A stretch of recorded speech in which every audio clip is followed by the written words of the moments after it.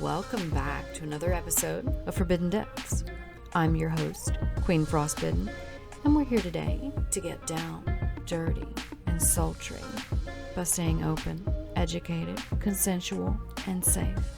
If you're returning, welcome back to another episode. Thanks for supporting the channel and its growth. If, of course, you're new here, make sure you follow, like, and subscribe, because one taste will never be enough.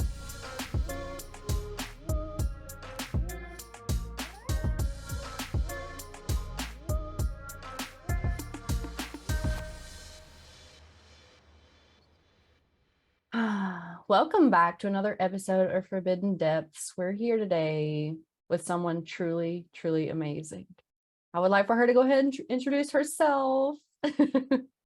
Hi, everybody. It's Lory Lace. Oh my goodness. I've been following her on Twitter. If you don't follow her, you need to get on over. Also, she has spicy pages too, okay? Spicy pages. And let me tell you, they are spicy. So you can get her on Twitter at Lory Lace, literally just her name. And I mean, you have this amazing welcoming post starting out. So make sure you get on over there. Thank you.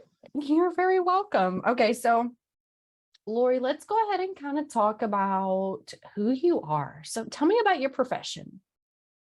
So I am still new in the game. I was signed with the agency, I want to say like May, June of this past year. And so I'm still learning. I'm still very new in the industry. But it's been a fun and wild ride for sure. The learning process, definitely. Right. And that's what I kind of like about the industry as a whole. Like, it doesn't matter which end of the spectrum you are on, you're always going to learn something new with each day, right? Yes, definitely. Okay, so whenever you got into the industry, was it easy for you, or did you kind of have to work at it? I know you said you didn't go like pro until, around a year ago. Yes and no. I've always had some sort of attachment to some sort or type of sex work. So the nature of the business is not what was new to me. It's just the type. So, because obviously there's all kinds and types of sex work. So learning this particular type has its own nuances, its own culture and all that good stuff. Right. But I think because they can be so intertwined while they are also their own separate entity, like I started off as a stripper. And then from there came the OnlyFans thing. And then from the OnlyFans thing came starting to work with, already people who were professionals. And then after that was getting picked up by the agency. So I've always been involved with sex work. Like I said, some shape or way is just kind of weaving my way through different types. Right. Yeah. Yeah. So with you starting out as a stripper, how is that different from being a performer? So just like it's performances, who you are on the stage definitely is not you as an entire person, but it does give some sort of window into who you are. The fact that, I'm up on stage performing, it's a short amount of time, 2-3 minutes twice, and then I'm done. I'm off. I'm going backstage, as opposed to, being in front of a camera, 2-3 minutes, that's nothing. You're going to be there for a minute. And then if you're lucky, you can take a break. You can cut. So, just differences like that. Right. Right. And I think one of the common misconceptions for a lot of people that are working with that come from the civilian world, that see the adult world, they don't see all the work that's put into it. They don't see the hours that you have to be there, like trying to get one scene or the slow time. Like if you're in a club sitting there and there's like 2 people there and one of them works there, like they don't see that part. They don't see the nights where you pay the house fee and end up walking out with $40. Like they see, what's on TV, what's in the movies, everybody's making it rain all the time. Definitely not the case. Yeah.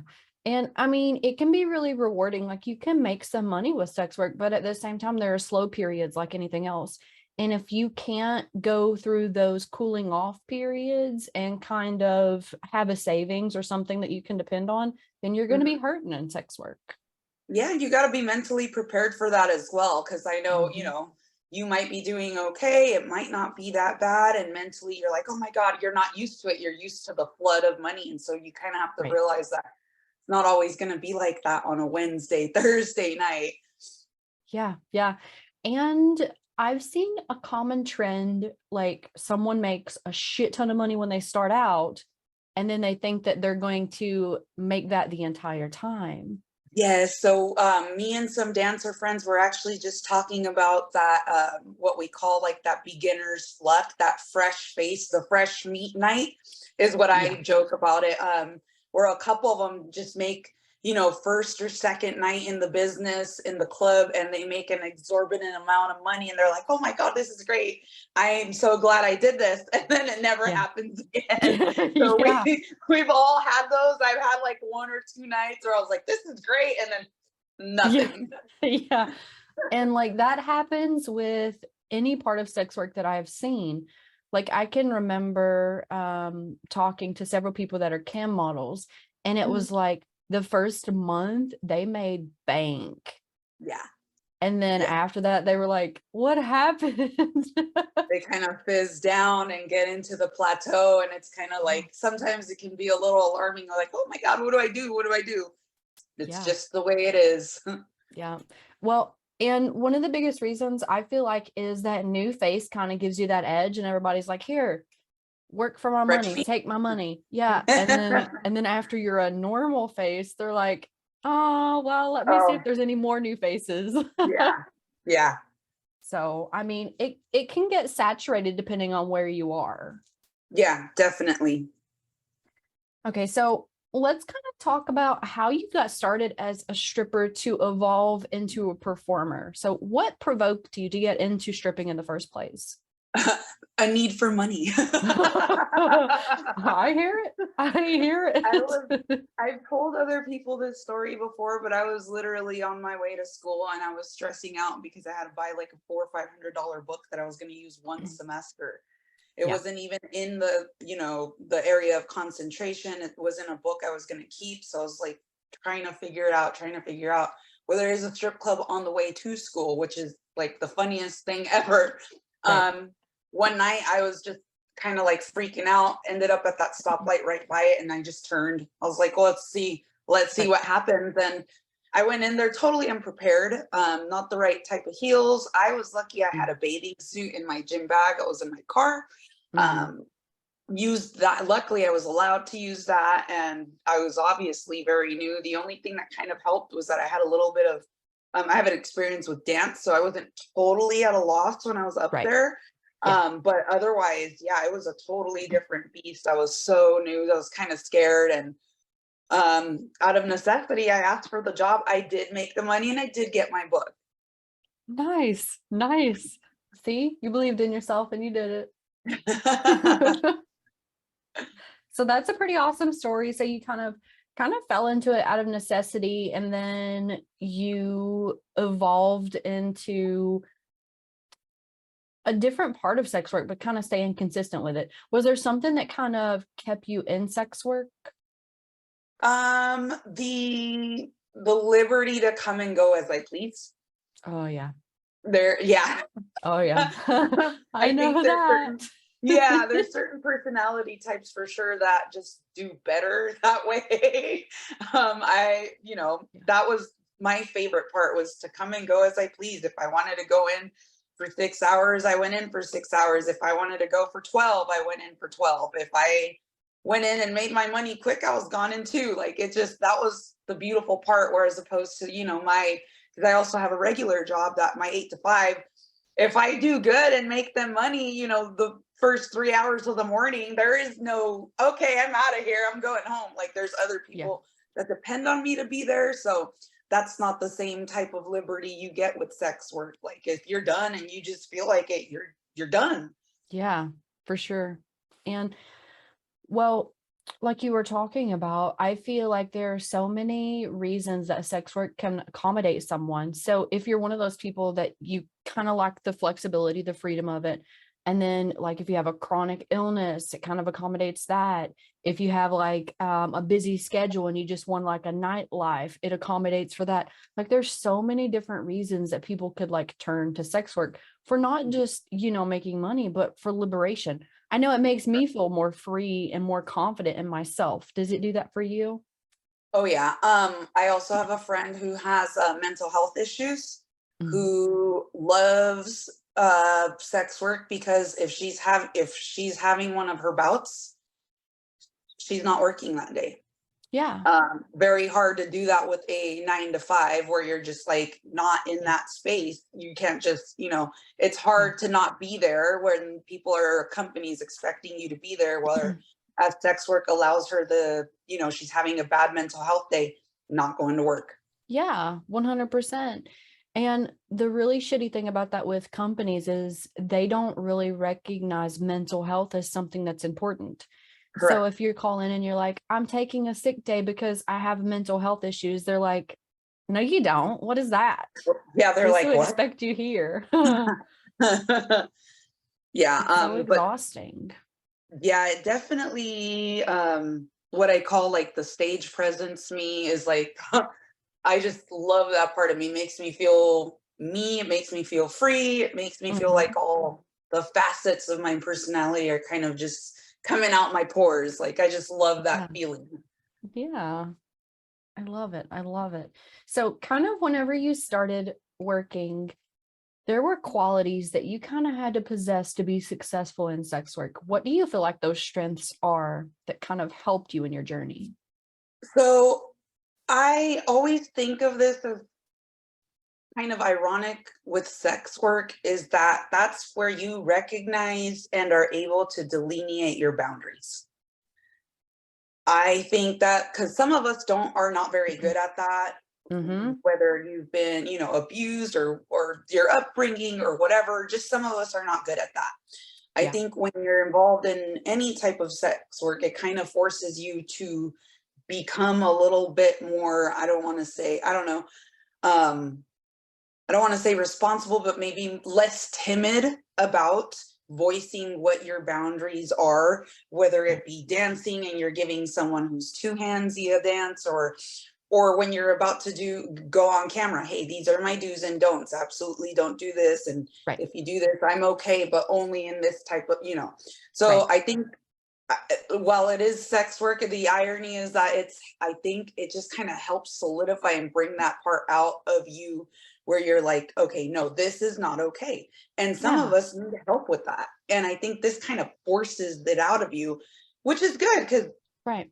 you need to recognize for yourself too where your boundaries are at. Yeah. That's part of self-love.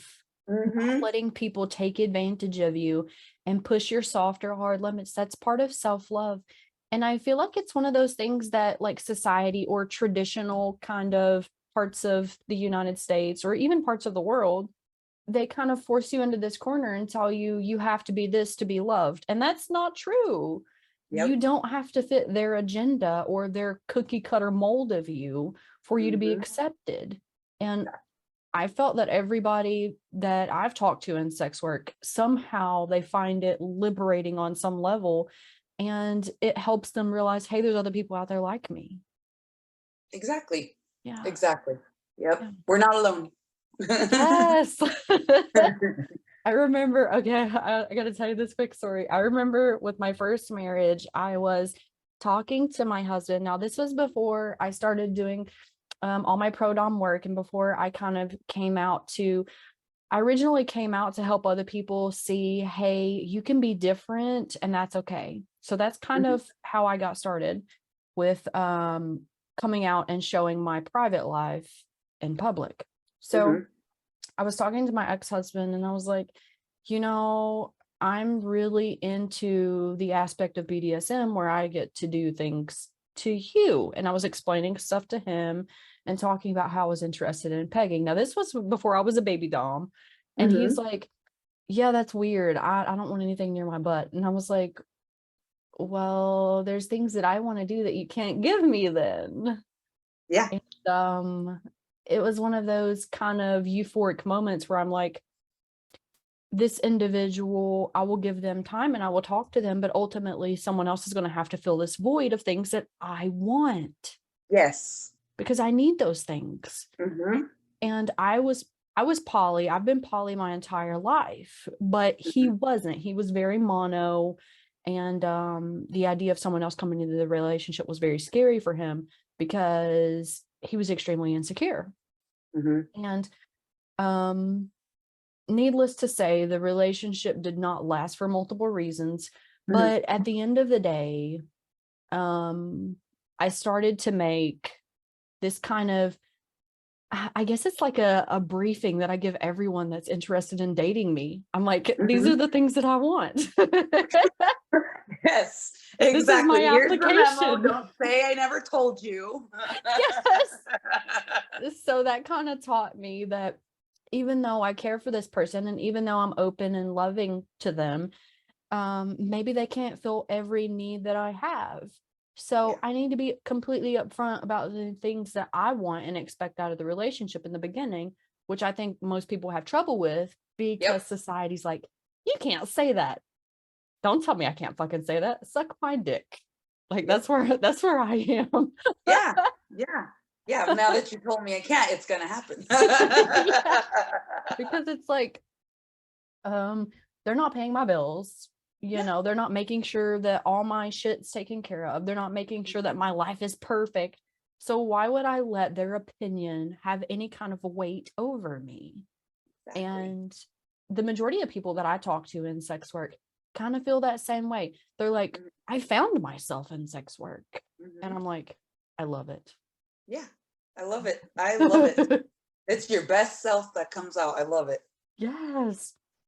Okay, so we were kind of talking about how you got started as a stripper and kind of how it blended and led over to you being a performer.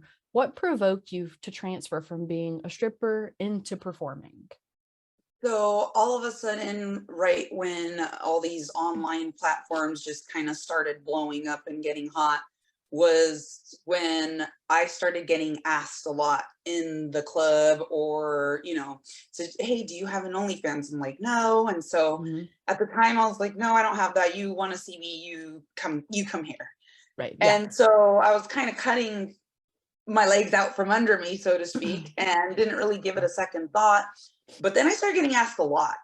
And I was like, okay, at first, one of my ideas was that I didn't have a high demand in that market. Why would I even stress myself out working that hard to go and get into it? Right. But then I started getting asked a lot. I was like, okay, so now that there's a demand for the product, I started thinking about it a little more. My husband has always been very encouraging about it. And I was always like, no, it seems like a lot of work on top of everything that we've got. Right. No, just no.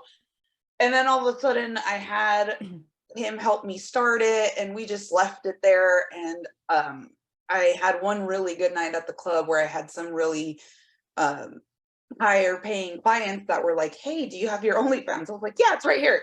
And right. So I didn't have much on there. I didn't know what I was doing at that time, but that's kind of where I started learning as I went. And they stuck with me and I was like, okay. And then I started seeing it grow. And then that's when I was like, okay, I started gaining confidence in it. I started learning things and then I started helping that part grow. So it was just kind of accidental. I didn't really think about it. I was kind of against it at first. And then once the demand started coming in, I was like, all right, I'm gonna capitalize on this. I need to get in on it. Yeah, for sure. So that's one of the misconceptions that I seen too. Kind of, you mentioned a moment ago about how you knew you would have to put work in that. You knew you would have to grow that. You knew you would have to put all that work in to make that baby happen. Well, most people, especially people like civilian people that don't really know, and throughout the pandemic, they were like, let me see if I can make some quick money. Oh, I'll make an OnlyFans. No. And there were people that came to me wanting me to mentor them. They were like, well, if I put this stuff up on there, they're going to pay me for it. And I was like, no, OnlyFans does not pay you anything. In fact, you're paying No. them. Yeah, actually, yeah. Yeah. Yeah, definitely. That was kind of one of the things that I was kind of like about. And I already knew how Mhm. much it takes, even with dancing, scheduling, and you Mhm. know, taking care of my body and taking care of myself. And so that Yeah. alone, I was like, oh my God, if this is that type of work, it's just gonna blow up. And luckily, we've been able to balance. There's a few bumps along the road. We figured out what works for us. So Yeah. and it's a work in progress. You never stop learning and you never stop kind of moving through that process because Mhm. things change. The demand changes for, whatever reason. And so you kind of have to be flexible with that. Yeah. 100%. 100%. And that kind of goes with sex work as a whole. Like sometimes some platforms are going to be more dry than others, Yeah. and you may have to shift your attention, but you have to pay attention in order to do that. And listen, whenever you stretch yourself thin, it can be exhausting. You can get burnt out. Yeah. Like, because I've been burnt out. Oh, heck I've yeah. been like, Oh, yeah. I'm not touching that for a week. Exactly. Or I'm not even going to look at it. I'm not even going to go there. Yeah. Yeah, Yeah. definitely. Yeah. And it can get, mentally, it can get exhausting, especially whenever you have all of these people that are all like, oh, well, I love you, but I want everything for free. It's draining. It's draining. It's what I feel like. Oh, Like you have all this energy and everything. yeah. Yeah. I've been there. I've been there. So I know you were talking about just a moment ago about kind of the things that you do for your body in order to be what you need to be for dancing. Is there any kind of like prep that you do whenever you are either doing performing or if you're doing any kind of work as a stripper, kind of how you prepare your body for that? So if I know I have a shoot coming up, usually I tighten up on my eating. Mhm. I am a avid snacker. And Okay. so usually I'll make sure because I also teach dance too, so I need to make sure that I'm in a condition to where I'm not that exhausted to where I can still help students and stuff like that. So when I'm Right. performing, whether it be on camera for this stuff or dancing, I tighten up on my diet. And I don't mean like I'm dieting or not eating. I mean like I Yeah. stick to really healthy meals and I have a lot of meals. Like I am a frequent eater every 2, 3 hours, lots Hmm. of fruit, vegetables, water. I Yeah. stretch a lot. I am like Yeah. the poster to my students are probably like, oh my God, I am the poster child of like stretching and I need more of flexibility. that in my life. Yeah, I think that's one of the keys too to staying young as you get older is your flexibility, your pliability. So a Yeah. lot of that is important. Also, it's really funky that it just came up that we always think about preparation in regards to like training and stuff like that and hitting the gym and eating right. Mhm. But like I make sure that I rest too. Yeah. Oh my Like goodness, that is my worst quality. yeah, eating right too, like for me, because I it's not my favorite thing to do. It's mentally draining. It takes Yeah, discipline. And so for me to I'm be right there like, with you. focus on this and get up and work out and do a little bit of cardio, because those are the things I do right up to a shoot. I make sure my body's nice in shape, I'm cleaned up. Yeah. I do all my beauty appointments, hair, tan, Mhm. whatever it is. But then I make sure I need to rest. I don't want to Yeah. look tired. I don't want to look overworked. I don't want to look like I don't want to be there. Like it's Right. Yeah. so I make sure I actually have a mountain of time of rest, but I tighten up on the eating. I drink a lot of water.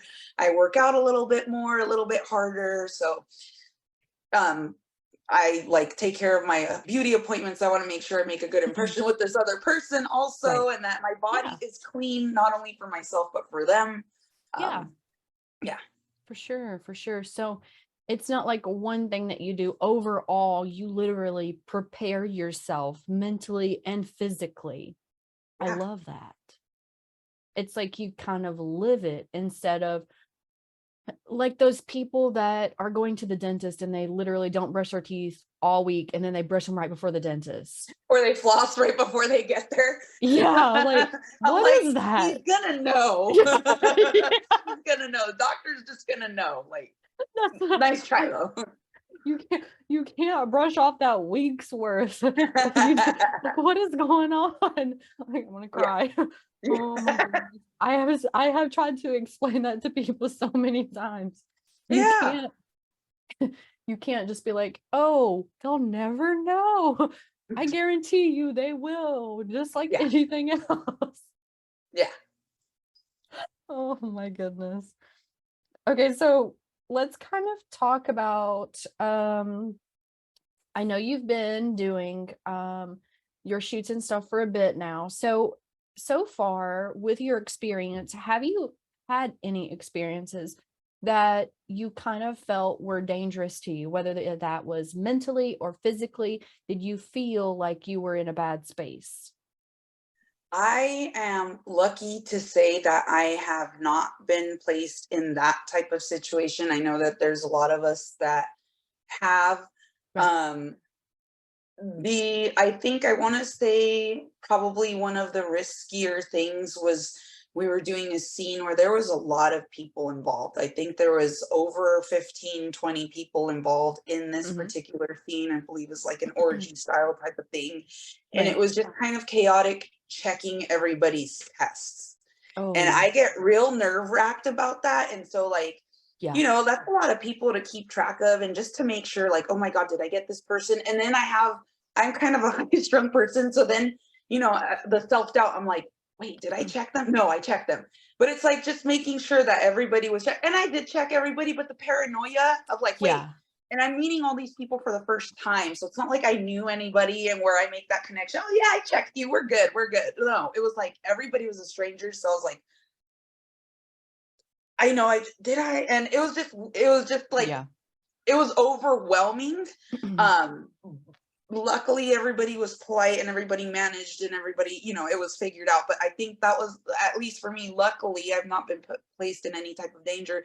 That was Right. just kind of overwhelming mentally to make sure that my body was safe and everybody else was safe. No one was doing anything Yeah. funky to get in this shoot. Because there's a couple Right. new faces too that I'm like, who's to say I don't know them? I don't trust them. I've Yeah. never worked with them, so I don't know what their protocol is. And I, luckily, everything was fine, but just that paranoia of like, oh my God, is everybody tested? Did I get Yeah. everybody?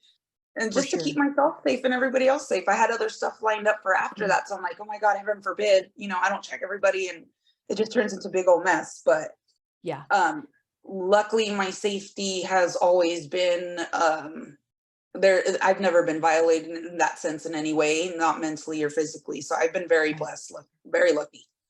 Yes. I love to hear stories like that. I fucking love it.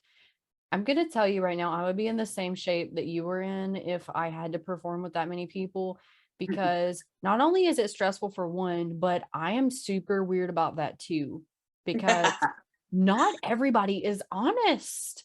Like, Yeah, it doesn't take a exactly. lot to be honest. Like, all you have to be is like, well, I might need to take a few weeks off. I'm kind of sick right now. Cool. Take your few weeks off.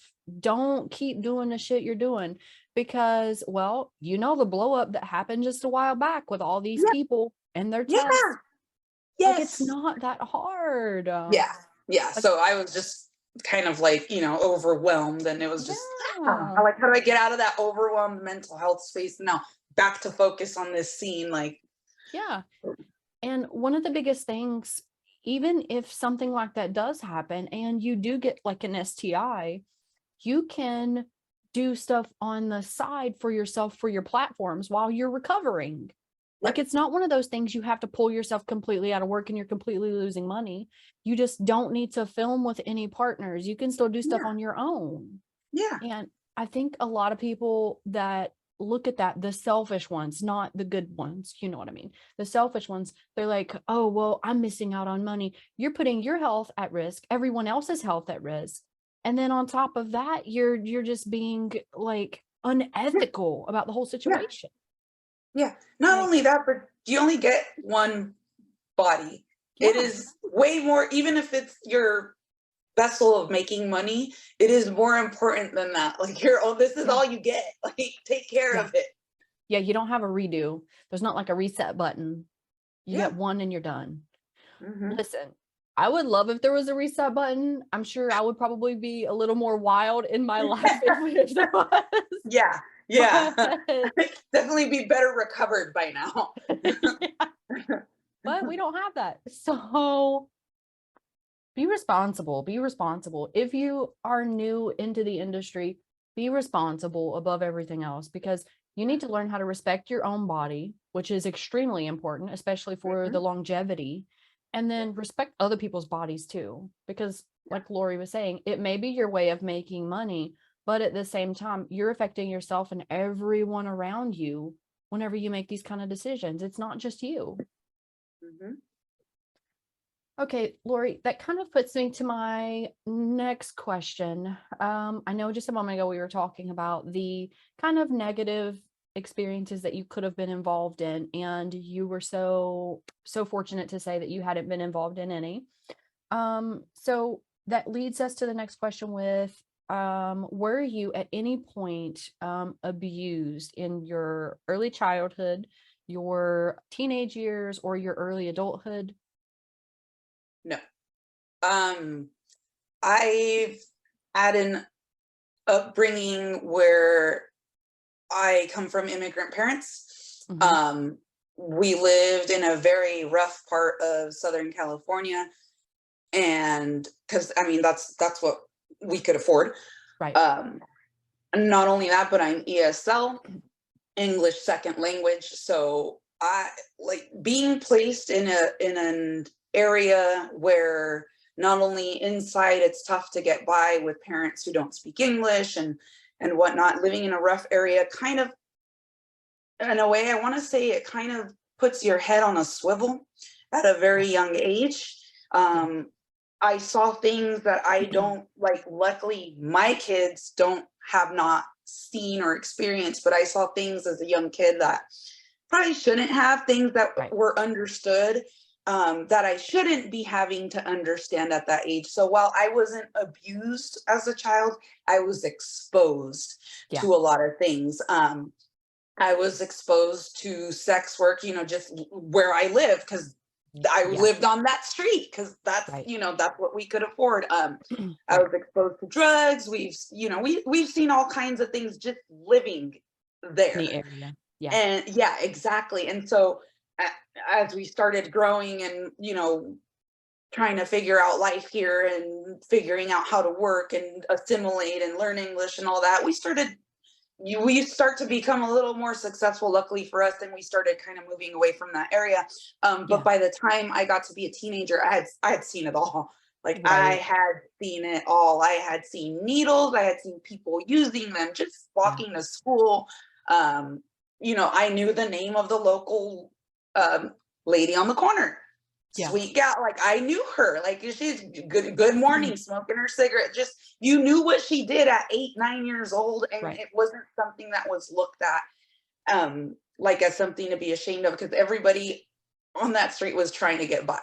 Yeah, So, for like I sure. said, well, while I was never abused, I was exposed. Right. Definitely exposed to things, and so it kind of builds up this shell. Mhm. You kind of learn to read people a little better. You Oh, kind of yeah. tend to figure out situations where you're not going to be safe. I've had Yeah. weird situations, not luckily on scenes or on sets, but in the strip club, Yeah. where my safety was potentially compromised, or not to the extent to where I couldn't get help, but just weird things. I mean, everybody knows everybody's got kind of weird stories in the strip Oh, yeah. club where you're just Oh, yeah. kind of like your brain has to make sense of what's going on while you might not be in a safe situation, still not a situation you want to be in. Right. But yeah, nothing to where I've been abused or anything like that, just more of the exposure around. Yeah.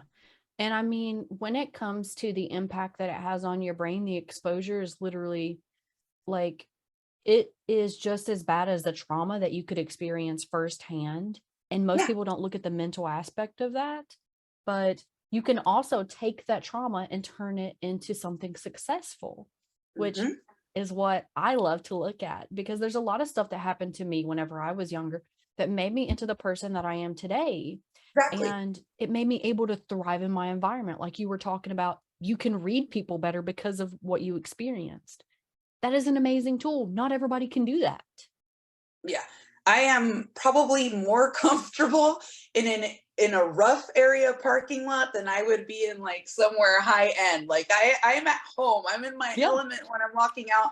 I'm not freaked out by what's going on the street. I do my thing, and so it's funny how comfortable I am or tend to be in that type of environment. My kids, naive, nowhere near where Yeah. I was at their ages. So it's just, I think about it now and I'm like, wow, I shouldn't have seen that. I shouldn't have known what that is at that age. And now, like, my kids don't know what it is. And so it's just kind of funny the way that they've grown versus the way that I've grown. And you can see it. You can see it. You can feel it on some, you can feel the hardness, I guess, in some people, or you can see it, pick up on it. Yes, 100%. And I have said the same thing. I'm like, my kids do not know what is happening right now. And I'm okay with that. Like, I am okay with them not knowing, because that means that I've been doing my job as a protector. Yeah. And it's just because I think because of the exposure, it's allowed myself to figure out how to defend myself. And I think how you were mentioning earlier, that's a part of self-love. Yes. Not, like you said, not being taken advantage of, like making sure that you're like, your safety is first. And so it's just kind of one of those things that's kind of trained me now. Plus, I'm not I'm not a suspicious individual, but it also lets me be more careful with like setting up working relationships or collaborations. Now I don't fully, I'm not a fool. Yes. You know what I mean? I don't believe everything here. So, I You move gotta a little cross your different. T's and dot your I's. Yeah. Because just like we were talking about earlier, not everyone is ethical in the business. Like, yes, you meet some really amazing people and you make amazing connections and you have amazing chemistry, but there's always going to be that one person that kind of has a front on and you have decent chemistry and they try to do something that's kind of deceiving. And I mean, you have to be prepared for that. It's not going to happen a whole lot, because in my experience, I've met a lot more good people than I have terrible people. Yeah. But luckily, because of that, I don't want to say like aggressive, but I've been able more to, hey, take it, like, you can cut this shit out. Like, I can take a stand for myself. I can tell someone, I've had clients where they're getting too handsy. I'm like, hey, you don't stop. Hands are going to go underneath your butt. And this is going to be a lot lamer of a dance than if you just chill out. Like, much less exciting. Like, just control yourself and have a good time. Oh my goodness. That reminds me, I remember my first lap dance. I was a baby back then. Okay.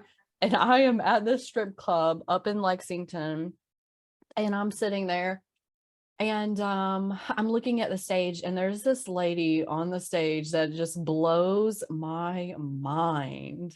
And I walk up and I'm like, I got some money for you. So I walk up and I tip her. And then these guys that were sitting in front of the stage, they had one of those little round tables. They were sitting in front of the stage, and they had been trying to get her attention. Well, they failed to get her attention. Whenever I walked up and gave her that tip, exactly. When I walked up and gave her that tip, she followed me back to my table, and they were so angry.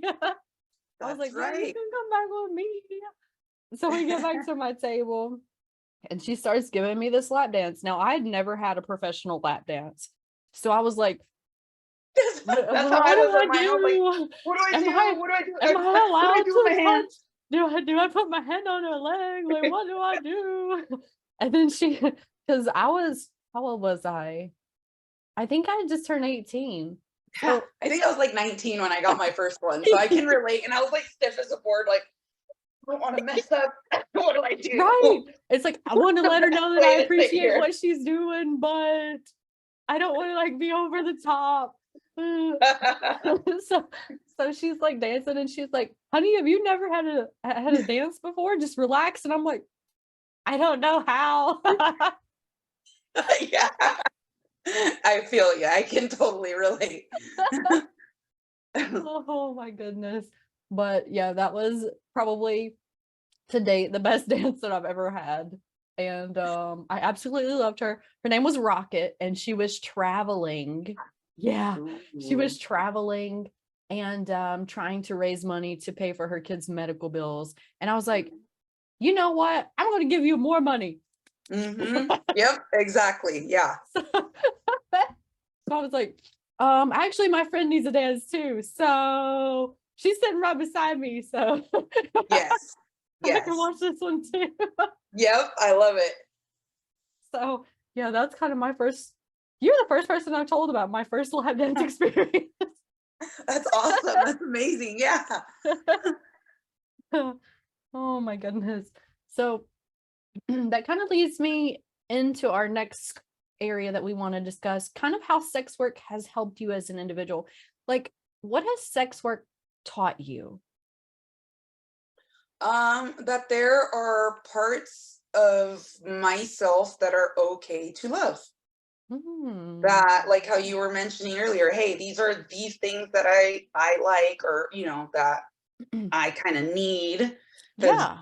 for some reason I need them fulfilled. And sometimes, if it's something out of the ordinary, out of the box, or something that people are not accustomed within reasonable limits, it can be kind of shocking, not Hmm. only to yourself but to other people. And if Oh you yeah. can't get past that and accept that okay, I like this, as weird as it might be, like I need to be okay with that. And so it's taught me Yeah. that I don't have to be ashamed for liking these types of things, like, and Yeah. it goes against with growing again with what you said, self-love, and being able to grow, like being able to accept the parts that you're like not normal, or you think, or are deemed not normal, or some people shame, for Hmm. whatever reason.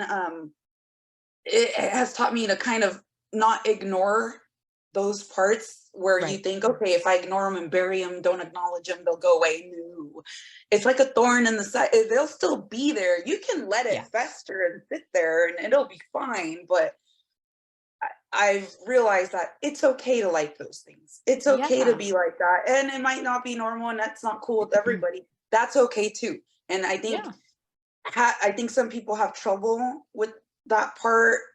And I think I've learned, and it's still a learning process for me too, to Right. be okay with that, to be okay with liking that, and like letting that be known about me, or having, Hmm. having to acknowledge that part of myself, even for myself.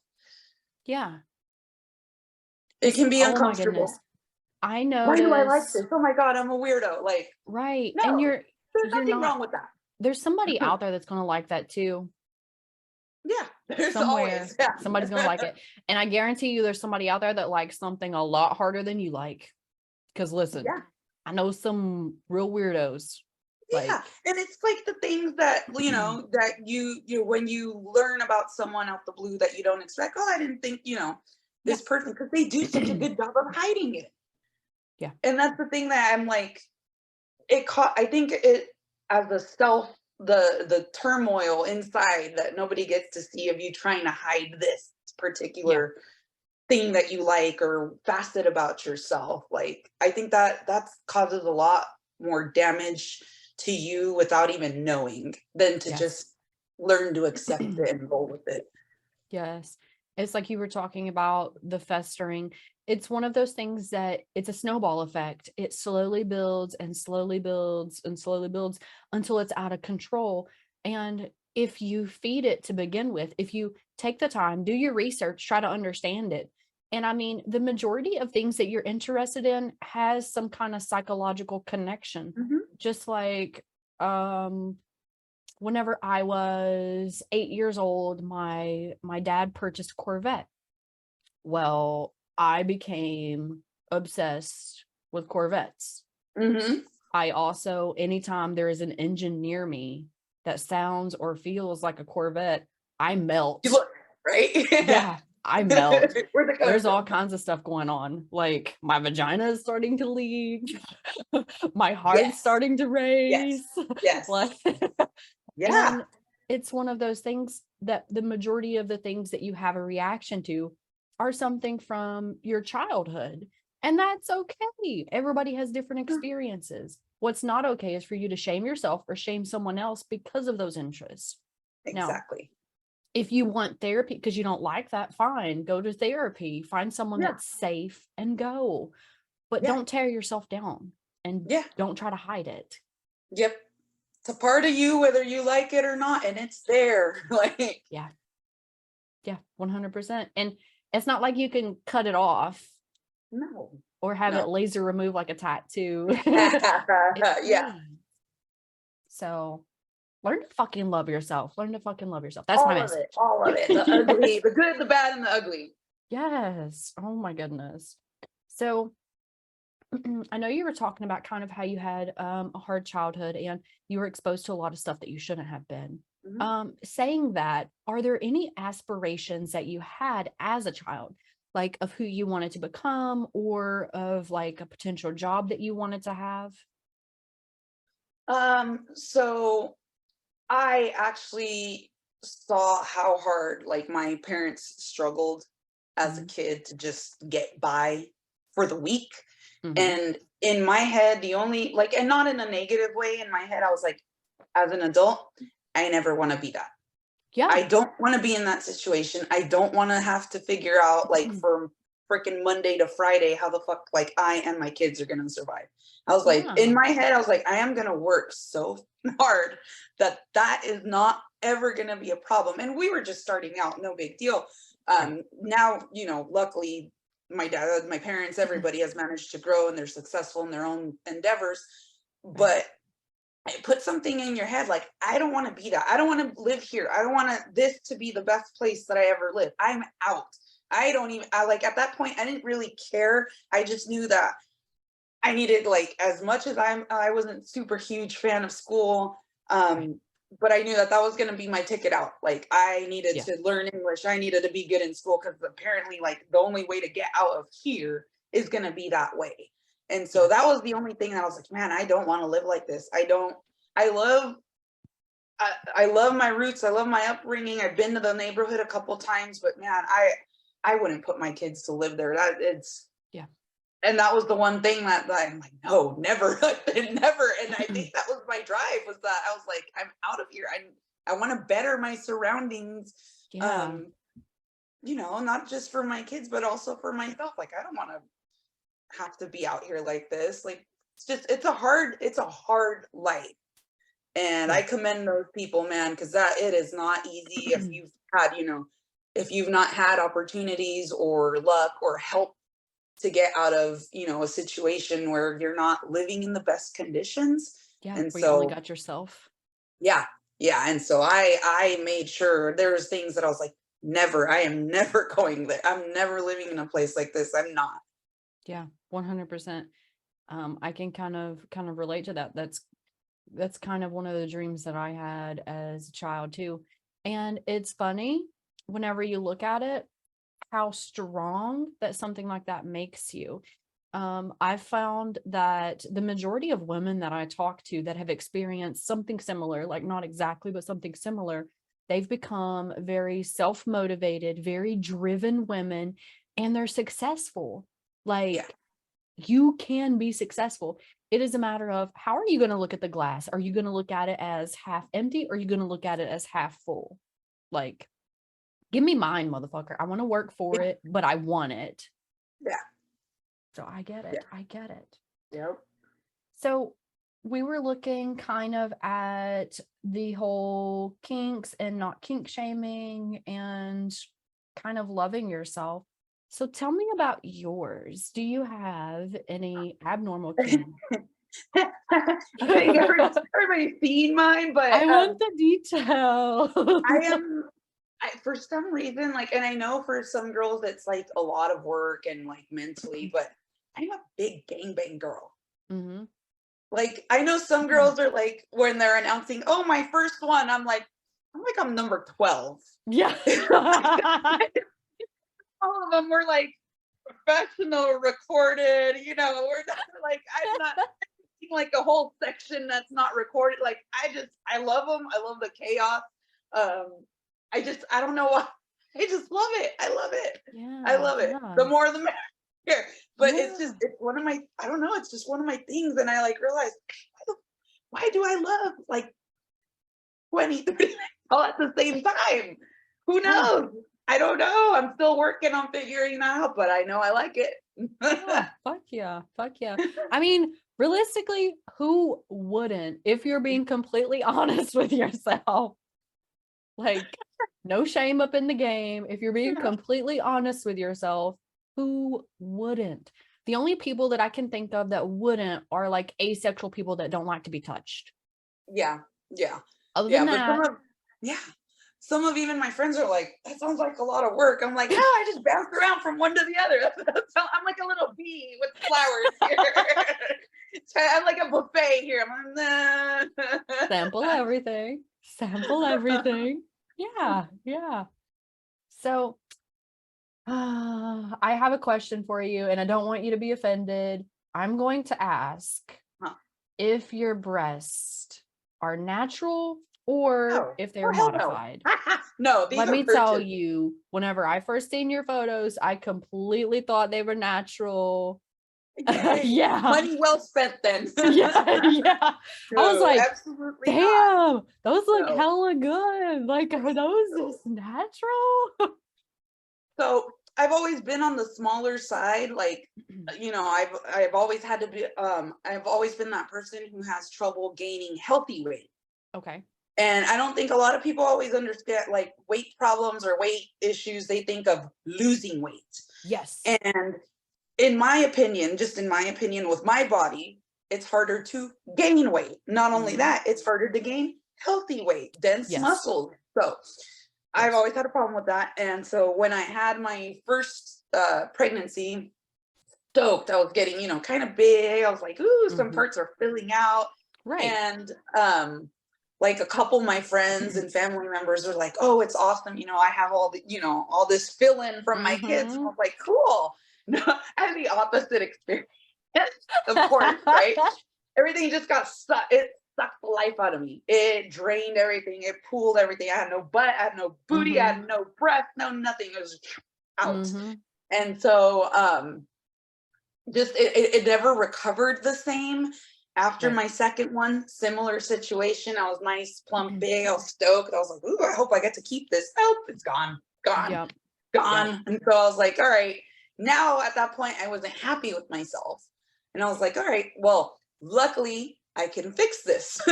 Yeah. I can buy this. And so, after much work and saving up and moving things around and being real strict on budgeting, I was able to put myself through the process to get enhanced.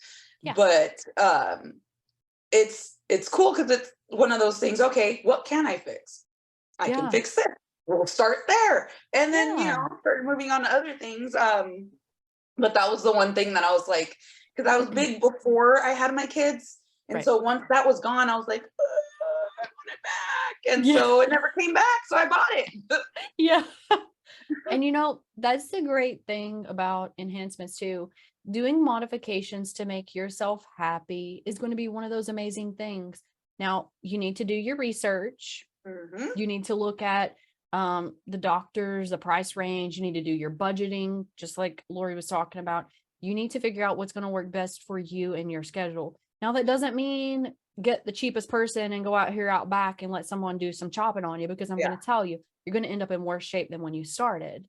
Yeah. So do your research, do your saving, be good to yourself. Be prepared for the aftercare. Yes. I think people just kind of plan and are so concerned about the money and the procedure.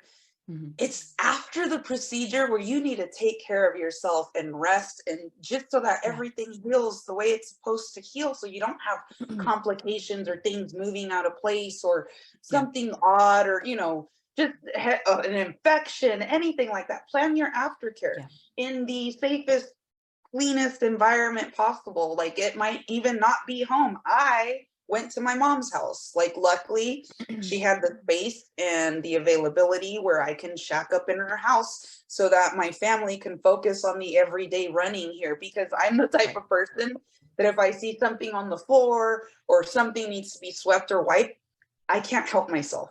I'm gonna do it. And like, everybody was concerned. They were like, hey, you can't do these things, and we know you, so you can't be home.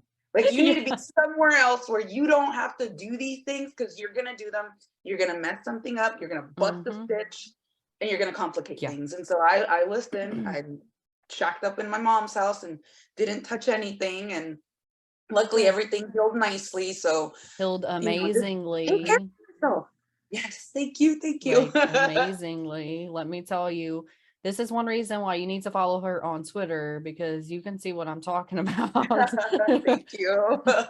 So I had noticed a lot, like I myself have not had any kind of enhancements to this point. I've been thinking about it for years. I never officially made any kind of decisions, but I know the research that I've done says a lot of people don't pay attention to the aftercare, the massages that you have to do, and the taking care of them, which is why they heal wrong. Or you have like one that heals up here and one that's down here, and it looks like Google eyes looking somewhere else. Like, you got to take care of this stuff. Do your research so you know how to take care of it. So I guess that's my biggest pet peeve. If you're going to be committed to something like that and you're going to dish that money out, take care of it. Like, that's a lot of money. It's an investment, and you want it to look, if you put that much money and effort into it going in, put the same amount coming out. Yes, that's what I say every single time. Because it's one of those things, if you invest in it and you don't like it, yes, you can have it removed, you can have it taken out, but your body's not going to be the same. It's going to be a little different. And yeah, you can have that reduction, have everything taken out, but at the same time, you're going to have your extra scars. I don't know if you guys are okay with scars, but you're going to have your extra scars. You're also going to have some muscle damage because they have to cut through the muscle. Yeah. So it's a lot of doing your research so you know how to properly care for them, so you don't have to have them removed, and make that decision for yourself. Don't do it for someone else. That is another big thing that I've seen. Even with famous porn stars, they get these tits because they're like, oh, well, I'm going to make more money. And then they end up going into depressive episodes because they didn't really want them. They just did it because their fans would like it. And that's so sad. Or they think it's going to fulfill something and it doesn't. Yeah.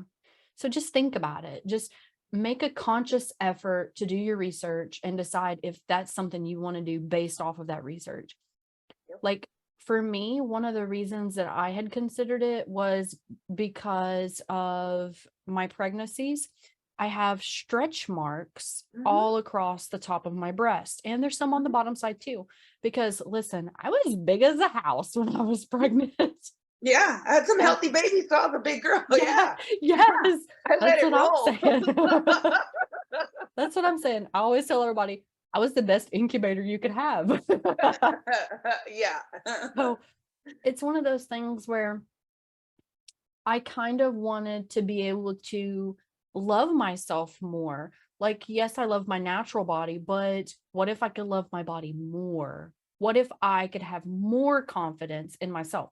So it's not something that I was looking at, well, would my fans like this? Like, it's fine if you're doing stuff for your fans to like, that's not permanent. Like, you're changing your outfit. Oh, I wonder if my fans will like this outfit. If it's something permanent, I don't think you should base it on your fans. I think you should base it on what you want. Yeah, because your fan base is always going to fluctuate and you're going to lose and gain some. So doing something for, I don't do anything to please just one person. So, don't do it for that reason. That fan base is always going to shift. It's dynamic. It's always moving. Yeah. And I mean, you could literally change one thing about yourself and you're going to lose 10,000 followers. I've seen people, I actually had someone on the podcast that I was talking to about, she does hairy content. And then every time she would shave her bush, she would lose a ton of followers. Yeah. Like, those people aren't there for you. Those people are there for what you provide. And once you kind of evolve, as all performers do, you're going to lose some of those people. Like, you'll keep your faithful ones, but you're going to lose some of them because they're not really there for you. They're there for whatever image you have at the time.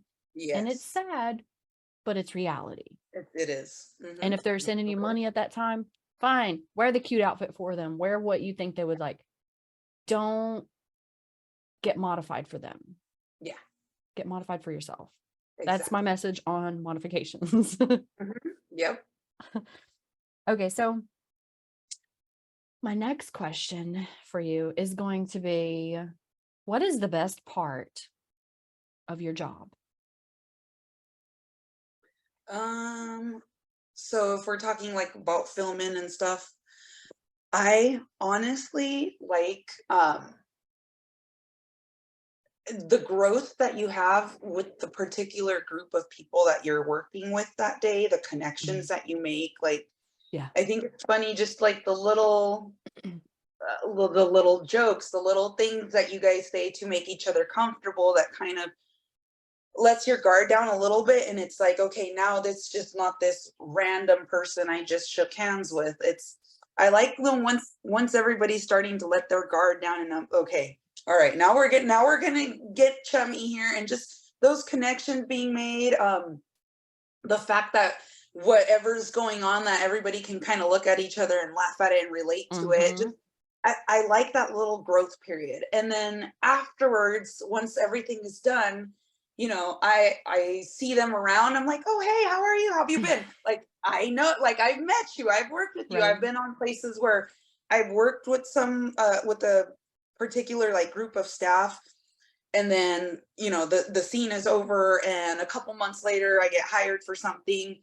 I show up, and it's the same camera guy or something like that. And I'm like, hey, cool. Like, I'm happy to see them. Hey, how are you? And it's just, Right. the little jokes from when, oh, remember your last scene. Just, I love that growth, that communication. Yeah. I think part of it is because I'm not super good at like being open, just out communicating with like people as normally. So this kind of forces me to get chummy with people. And I like that. I like that it forces me to do that. I gain these connections. I gain these little, like, I love having these little inside jokes with people. Like, it's just, I love it. I love the people. That's my Yeah. favorite. That's beautiful. Because I have seen that whenever you take something, you're less intimidated and you're more giving of yourself. Like, you allow that growth. It helps you overall as a person. So those little moments, like you said, it's kind of hard for you to go out like in public and interact with people. Well, those little moments that you experience are going to kind of help you, step by step, grow Yeah. into the better version of yourself. And I fucking love it. Yeah. In the same sense, what is the worst part about your job? Having so just like anything where it's like group work involved, when one person is lagging and everybody else has to do their work or pick up for them. And it's like it happens in school, it happens at work, and it happens in scenes with shoots too, where like I've had one where male talent shows up 2 hours late. Oh my goodness. Cool, our day just got extended.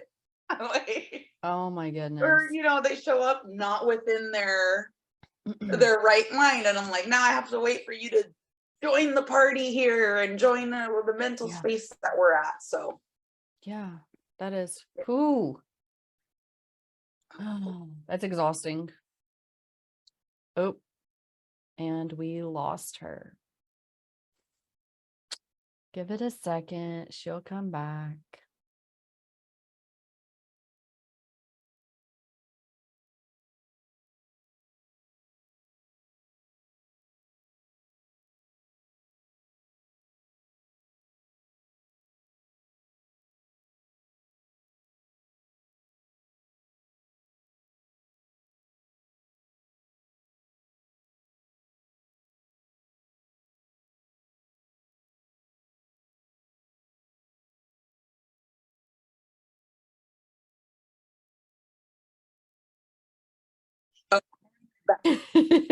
sorry, so it's a snowstorm outside.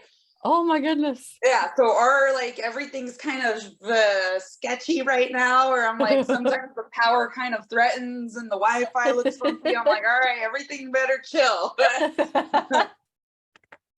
Well, hopefully everything is safe, because like, I enjoy snow. I enjoy looking at it. I enjoy, the beauty that comes from it. Yeah, but I don't like all that other stuff. No. Definitely no. I'm not good at driving in it either. So I'm like, gonna stay inside today. So I only have a few more questions for you. My next is going to be kind of, how do you do your screening process? So like whenever you're choosing someone to do your collaborations with, how do you decide who you want to do collaborations with?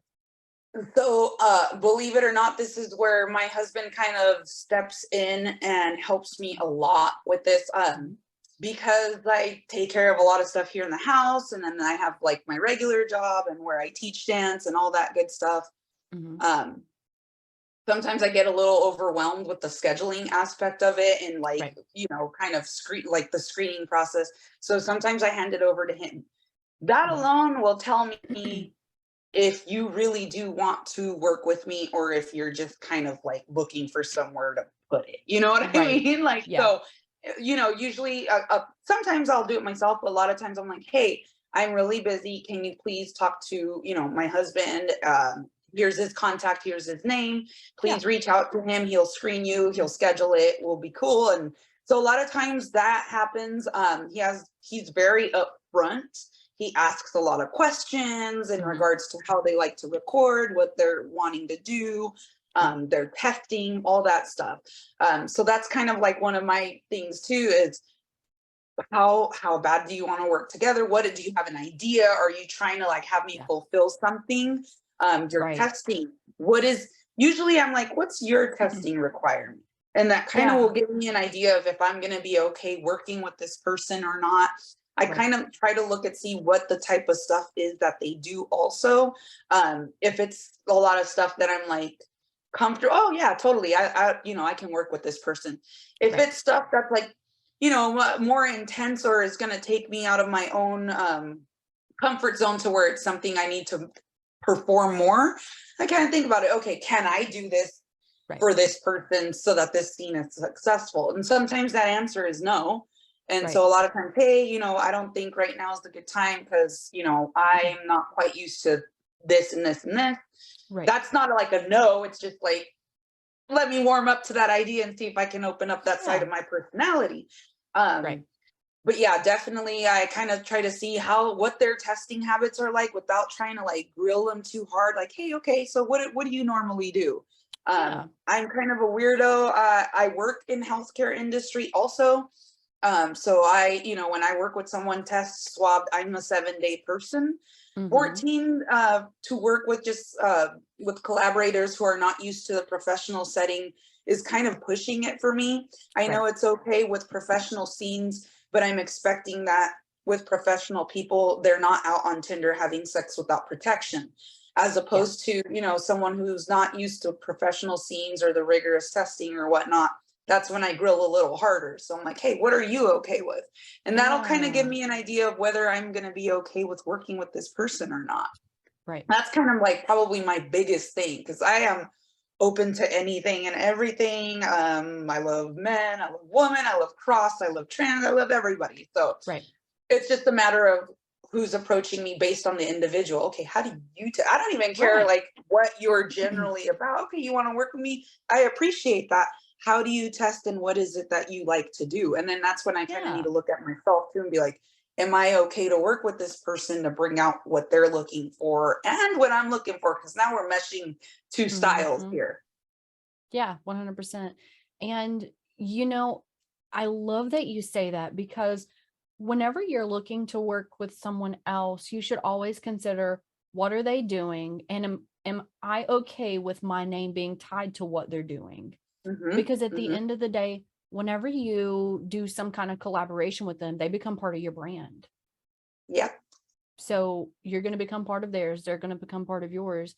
And if that's something that in 10 years you're going to regret, maybe you should think twice about it. Like, no, you don't have to say no, but just do the extensive research, think about it, and think, well, is this something that I want to be known for at some point? Yeah. It's like anything else. And if you have to say no or question that, then just think a little more about it.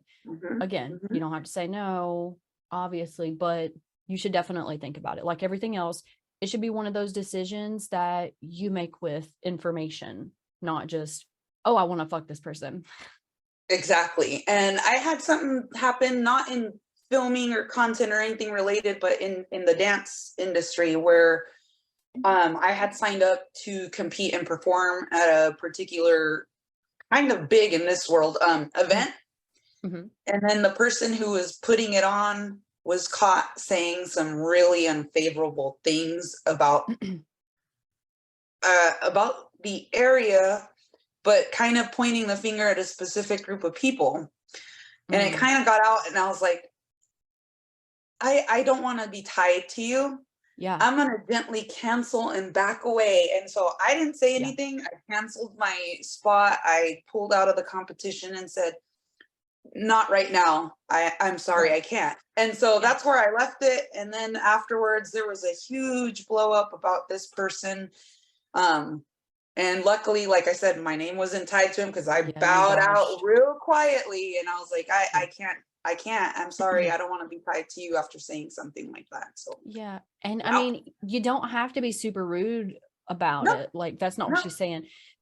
When it comes to something like that, people are going to have different perspectives. Just like in the kink world, even there are some people that are heavily into kink and they kink shame other people. You know how ridiculous that is. But anyway, so you can literally be like, I'm just not interested in that right now. I don't think this is a time for me. And then step away. I mean, there's no more information needed. And if they have a problem with that, then they're not a professional anyway, because it's ever evolving. The industry is ever evolving. Relationships are, talent is, you're going to have new talent every other day. So it's a matter of you knowing where you need to be. And again, self-love. In that moment, if that's not the best situation for you, just be like, I just need to step away for a minute, you know? Yep. Very awesome. Very awesome. Okay. So my very, very last question for you is going to be, if you could give someone just starting in the industry as a baby, what kind of advice would you give them? Be flexible. Be very flexible and understand that things are going to get canceled, shifted around, moved. I have seen a lot of people, even professionals, who get real, they react not so nicely. And, you know, it's not a reflection of you. It is a reflection of them. And sometimes it's like, thanks for showing me that. I'm not sure if I want to work with you now. Be flexible. You know how they say that whole saying, don't meet your heroes? Oh, yes. Don't put what you see on camera on this person as a person if you're trying to set something up to work with them. Just be flexible. Be kind of like, understand that this is might not be them, and they might not adhere to, like, you know, your scheduling or whatnot. You got to be flexible. You kind of like how I said, kind of read these people as you're going through. And if you pick up on something that you don't like, be flexible enough to be okay with, hey, something came up, like you said, you don't have to be rude about it. Yeah. But I just can't right now. And don't be rude. If it gets done to you, be cool about it. You don't know what came up or what personally, or even if their test came out bad, just be happy that they're like, hey. Yeah, and they're upfront about it. Right now. It's cool. Be fucking flexible. Don't be a dick if someone needs to cancel. Like, just be nice. Be kind to each other. Why do we need to spread like, they canceled on me? Okay, shit happens. Yeah. If it's their test or something that came up, be stoked that they were willing to be like, hey, yes, due to you don't have to tell me. I don't need to know your medical information. Say I can't right now. It's cool. Be flexible. Things are going to happen. I've had a couple people who are like, hey, I know we've rescheduled 3 times, but I just got picked up by a pro seat. Cool. Let me know when you have more freedom in your schedule. No big deal. There's no need to be a dick. It's a small industry. It's a small world. Keep it nice. Keep it nice. Keep it professional. Yes, 100%. I fucking love it. I fucking love it. And let me tell you, if somebody is reaching out to you to be like, I need to reschedule because my test wasn't what I wanted it to be, praise those people. be so thankful that those Yeah. people are out there, because you're Yeah. not going to find that everywhere. No, And no. let me tell you, Thank I you. would much rather somebody reschedule and be thinking of my health and their health than be Yeah. like, oh yeah, let's do it, and then tell me after. Yeah. Yeah. Yeah. So be super happy that those people canceled and they were like, this is why I canceled. Yeah. I'm super thankful for those kind of people. Mm-hmm. Yeah, me too. Me too. I know I said I have only one more question, but I do have one more that you made me Sure. curious about. Sure. So I wanted to ask, I know your husband kind of does a manager kind of position for you in some aspects. So my question is, whenever you met your husband to become involved with him, was it prior to your career or was it during your career? And has he Oh, been yeah. completely supportive the whole time? Yes, and we've been together way before any of this stuff came up.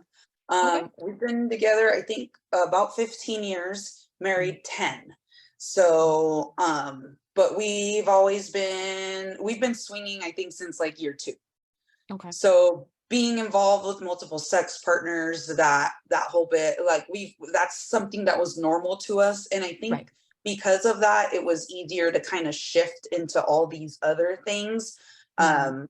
But yeah, we're a good team. We're a good team, definitely. Awesome. It's never affected us like in a negative manner. More of the sense where we struggle is the communication about scheduling. Yeah. That's where we're like, bah! Like, but it has nothing to do with like jealousy or performance issues. No, it's more like our schedule, like the Right. way that we're scheduling. I'm like, sometimes that's where the challenges are for real. I'm like, why'd you do that? Why'd you pick that time? Like, just the real husband wife shit comes out when it comes to Right. scheduling. I love it. I love it. If you want to have a good, healthy relationship, communication is key. And it shows with you guys, because it's one of those things. I've never seen a successful couple that doesn't communicate well, ever. Yeah. They don't No. last. Yeah. So if you want your relationship to last and you want to build something, then you need to learn how to communicate effectively and not be passive aggressive and do all this other shit like you're undermining it. Just communicate, right? Yep.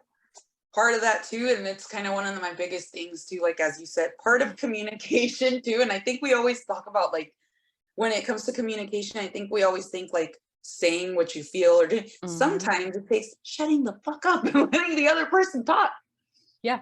Part of communication is listening. Like, just the same way you would want it for you. Stop the internal monologue, really actually stop it so that you can listen to this person. Don't be trying to think about what you're going to say or counter what you're going to bring up as you're trying to hear them out and you're not listening. Yeah. You have to be willing to receive the information for it to be valid information. Yes. Yes. Well, Miss Lace, I will let you get back to your day. Everybody, remember to go on over to Twitter, give her a follow at Lory Lace. And if you're a pro looking to book her, there's all kinds of stuff in the bio. Follow that information. If you're someone just an onlooker and you want to see some spicy stuff, there's stuff there for you too. But thank you guys for coming back to another episode of Forbidden Depths. And thank you again, Miss Lory Lace. Thank you for having me. It was awesome. Hey, it's Queen Frostbitten again, your host. I just want to remind you that you can follow us on YouTube at Forbidden Depths. That's FORBIDDENDEPTHS. Or over on Twitter at the number 4 BIDDENDPODCAST. Remember to always stay educated, consensual, and safe. We'll see you on the next show.